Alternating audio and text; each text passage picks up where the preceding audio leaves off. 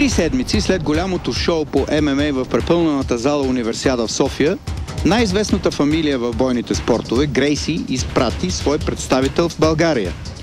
Ройлер Грейси, синът на основателя на бразилското жилжицу Хелио Грейси и 4 пъти световен шампион, дойде в София и показа уменията си пред президента на Българската федерация по смесените бойни изкуства ММА Христо Христов и пред един от неговите инструктори в България Любомир Геджев.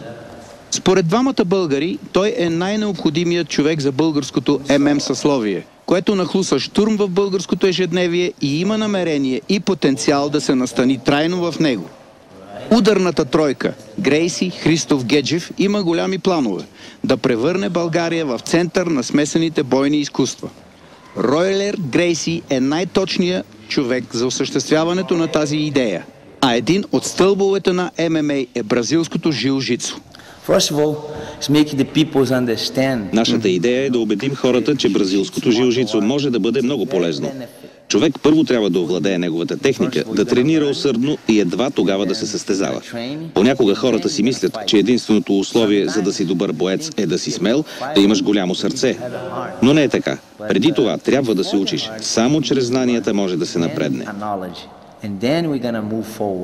Братята Росен и Румен Димитрови са бойци, които спокойно могат да бъдат в световния елит в ММА. А самият Любо Геджев е вече в него, в своята категория. Но както казва той, наблягам на уменията ми в стойка, защото играта ми на земя не я тренирам. Няма тук никой, който да знае бразилското жилжицу. Ето защо пък и не само за това Ройлер Грейси е добре дошъл за всички любители на бойните спортове в България. И не само за тези, които се качват на ринга, а и за тези, които просто искат да гледат. А те са много.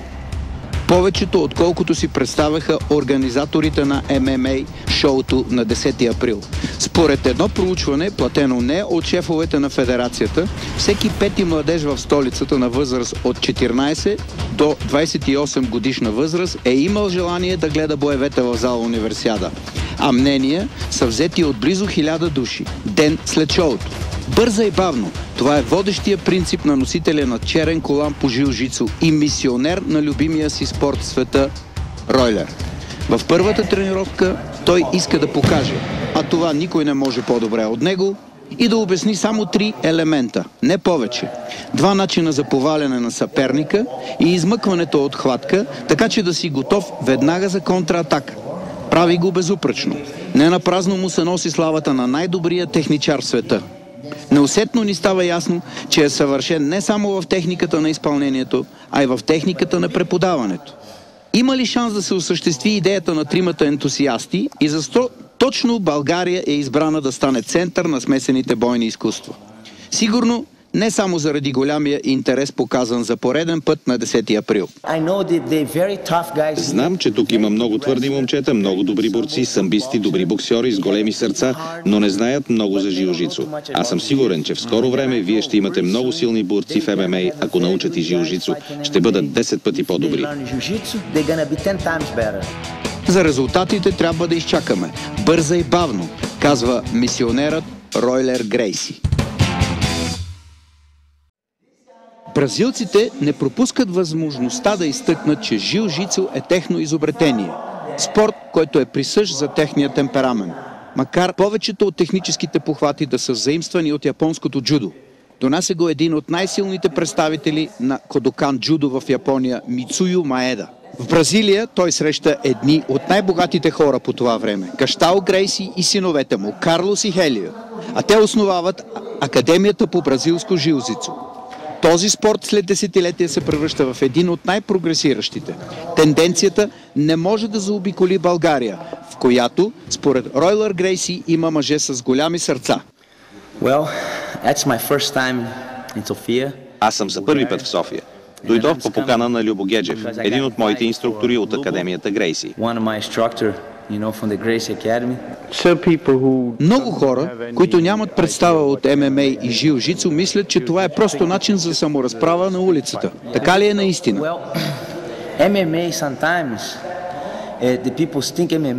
Хората бъркат понятията.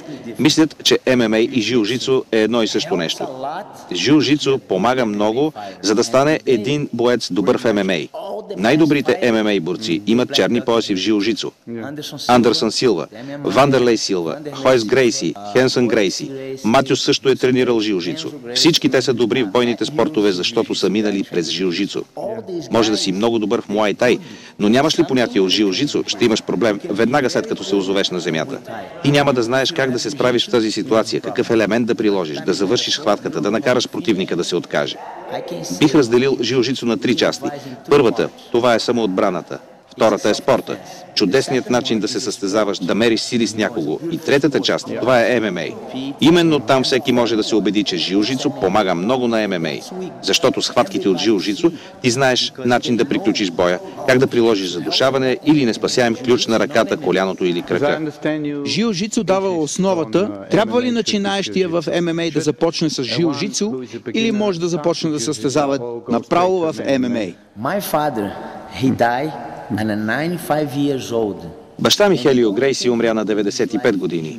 Целият си живот той посвети на жилжицу, защото вярваше, че с негова помощ той може да се защитава. Според него, имаш ли добра защита, можеш да победиш всеки го. Много хора вярват, че само с агресия, с атака могат да постигнат победи. Но те грешат. Жилжицу ти помага да разбереш и оцениш колко е важно да можеш да се защитаваш, за да си добър боксьор. Аз уважавам този спорт и нямам нищо против него, но за да докажеш, че си по-добър от противника, трябва да му нанасяш удари. Жилжицу трябва да контролираш действията на противника, да му приложиш задушаваща хватка, чок, или да го накараш да се откаже. Няма нужда да му тушиш носа. Причината ММА да е толкова популярен се дължи на факта, че жилжицу помогна на ММА да стане това, което е днес.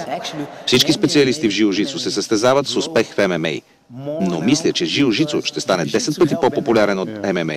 Защото дори 6-годишните деца могат да тренират жилжицу, но те не могат да тренират ММА. Хора на 65 години също могат да тренират жилжицу. Моят спорт е подходящ за хората, за да се защитават на улицата от агресията. Няма нужда да си голям и силен, за да се защитаваш, ако знаеш жилжицу. Двата спорта са напълно различни, но ако не знаеш жилжицу, ти си умрял.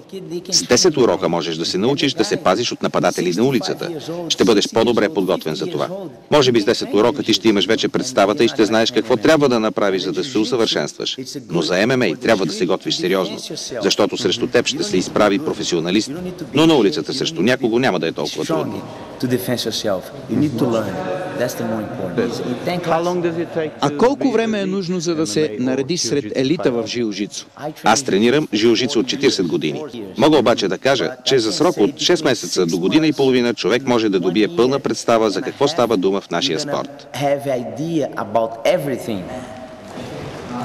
Да се надяваме, че времето, за което говори Рориал Грейси, е достатъчно и за българските ММА войни.